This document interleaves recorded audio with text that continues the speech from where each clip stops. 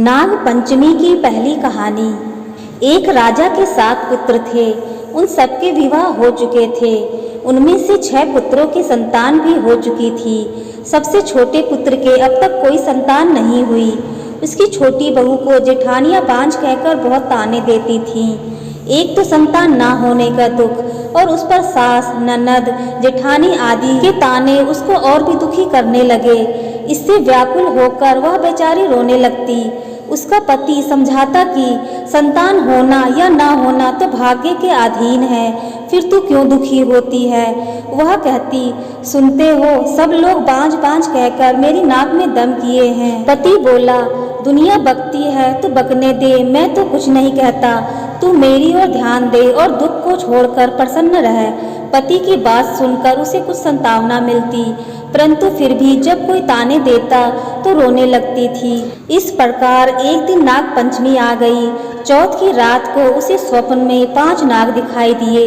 उनमें से एक ने कहा, अरे पुत्री, कल नाग पंचमी है, तू अगर हमारा पूजन करे तो तुझे पुत्र रत्न की प्राप्ति हो सकती है।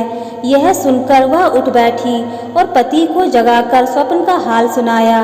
पति ने कहा, ये कौन सी बड़ी बात है। 5 नाग अगर दिखाई दिए हैं तो 5 की आकृति बनाकर उसका पूजन कर देना। नाग लोग ठंडा भोजन ग्रहण करते हैं, इसलिए उन्हें कच्चे दूध से प्रसन्न करना। दूसरे दिन उसने ठीक वैसा ही किया। नागों के पूजन से उसे 9 मास के बाद सुंदर पुत्र की प्राप्ति हुई। नाग पंचमी की दूसरी कहानी। किसी राज्य में एक किसान परिवार रहता था। किसान के 2 पुत्र व एक पुत्री थी।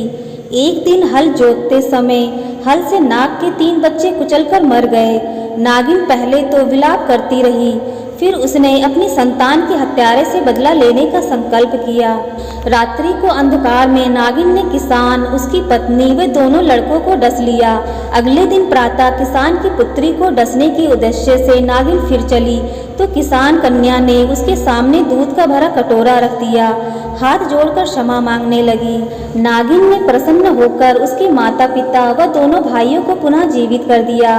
उस दिन श्रावण शुक्ल पंचमी थी। तब से आज तक नागों के कोप से बचने के लिए इस दिन नागों की पूजा की जाती है। आप सभी को नाग पंचमी की शुभकामनाएं। जय श्री राधे कृष्णा।